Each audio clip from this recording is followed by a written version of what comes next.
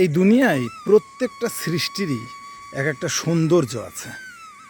এখন রাত 2টার বেশি, আমি একটা স্টেশনে আছি।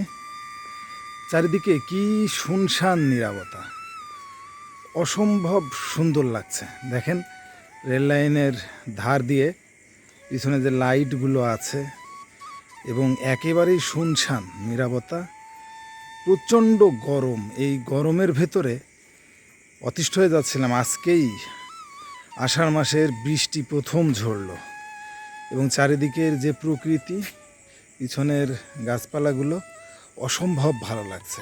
একেবারেই নিরিবিলি একটা পরিবেশ।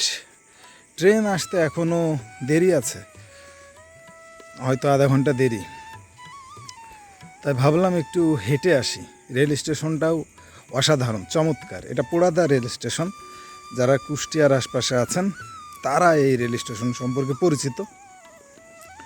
সুন্দর একটা জায়গা এবং একেবারে নিরিবিলি। রেল স্টেশনের কোনো লোকজন নাই, একেবারে নিরিবিলি। কিছু লোক আছে স্টেশনের সামনে, তো জানি না কতক্ষণ লাগবে ট্রেন আসতে।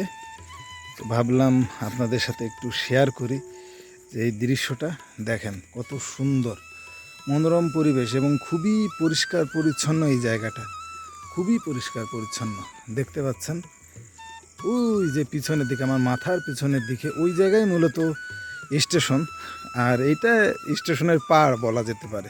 এই জায়গার থেকেও মানুষ ওঠে, যে ট্রেনগুলো বড় অনেক, সেই জায়গায় এখান থেকেও মানুষজন ওঠে। আসলে এখন অনেক গভীর রাত, তো এই রাতে লোকজন খুবই কম লোকজনের সমাগম।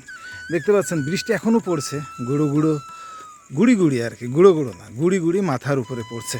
আসলে চমৎকার। আসলে আল্লাহ পাকের যে সৃষ্টি, এই সৃষ্টির আপনি প্রশংসা করে শেষ করতে পারবেন না। এক একটা সৃষ্টির এক এক রকম সৌন্দর্য আছে। চাঁদের এক রকম সৌন্দর্য, সূর্যের এক রকম সৌন্দর্য, যখন গরম সেই গরমের একটা সৌন্দর্য, আবার যখন বৃষ্টি সেই বৃষ্টির একটা সৌন্দর্য। কারো বৃষ্টি ভালো লাগে, কারো গরম ভালো লাগে, কারোর শীত ভালো লাগে, কারোর ঠান্ডা ভালো লাগে। এই রকম আসলে বিভিন্ন ভালো লাগা আছে। আপনাদের কার কি ভালো লাগে কমেন্টসে জানিয়েন। আমার কিন্তু বৃষ্টিটা খারাপ লাগে না। বৃষ্টি কিন্তু মহান আল্লাহ তাআলার একটা নিয়ামত।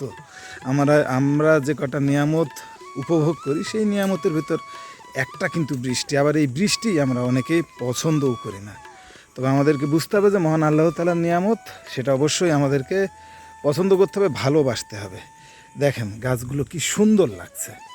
মাথার উপরে কিছুক্ষণ আগেই মনে হচ্ছে বৃষ্টি, এখনও যে পড়ছে বললাম, কিছুক্ষণ আগেই মনে হচ্ছে বৃষ্টি বড় আকারে ছিল, এখন আস্তে আস্তে গুড়ি গুড়ি আকারে পড়তেছে। রেল স্টেশনটাও একেবারে নিরিবিলি। এই দেখেন এই গাছগুলো কি তরতাজা, মাথার উপরে দেখা যাচ্ছে।